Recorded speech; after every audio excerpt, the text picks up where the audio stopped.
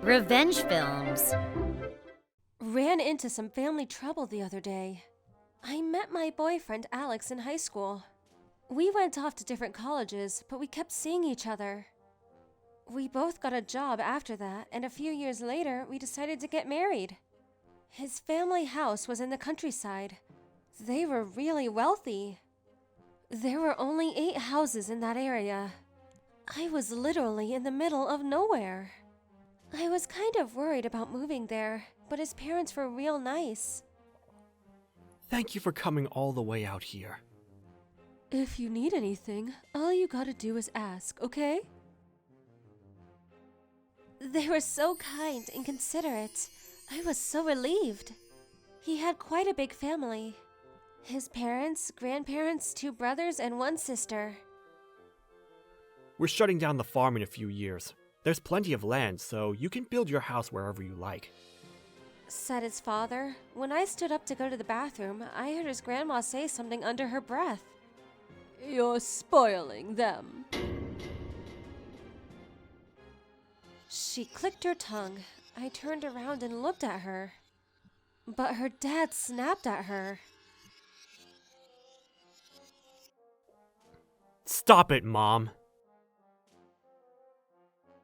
She went quiet after that. I guess she was just old and grumpy. But something happened about 6 months later. Alex got into an accident. He was badly injured. He was lucky to be alive. He made it out alive, but he was now disabled. The silver lining was, the injury to his head wasn't that severe. The doctor told us that with some rehabilitation work, he'd be able to go home in a few months. I was so relieved to hear that. But then, back at his parents' house... He's our oldest son, but now he's disabled. He can't take over the family business now.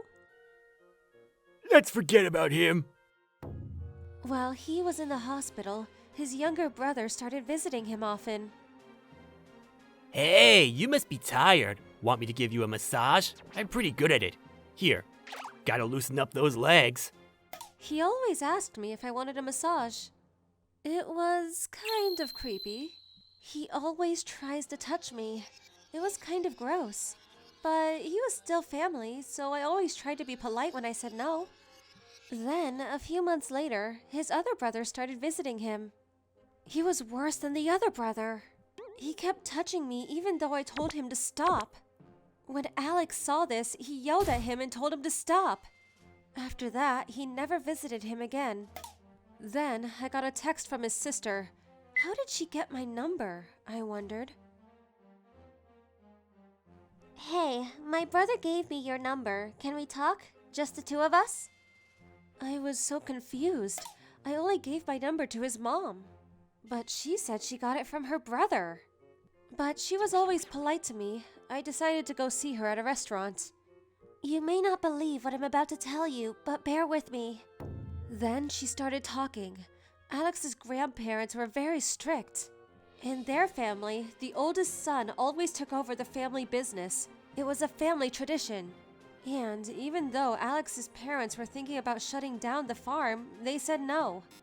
They wanted us to take over the family farm no matter what. His grandfather was always the one in charge. Nobody could really go against him. But their farm wasn't doing so well either, so... Then the accident happened.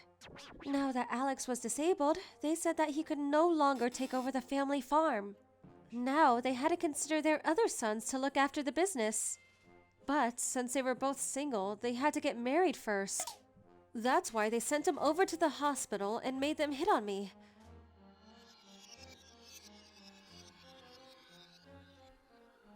At first, Alex's parents said no. Get with the times. That's not how things work these days. But they couldn't change their minds.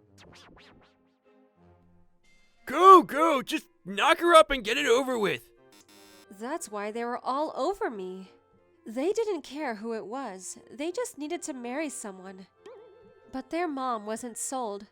She knew this was wrong and that something had to be done. So she talked to her daughter about it. After their talk, her daughter decided to contact me. I was terrified to hear this. What the hell is wrong with them?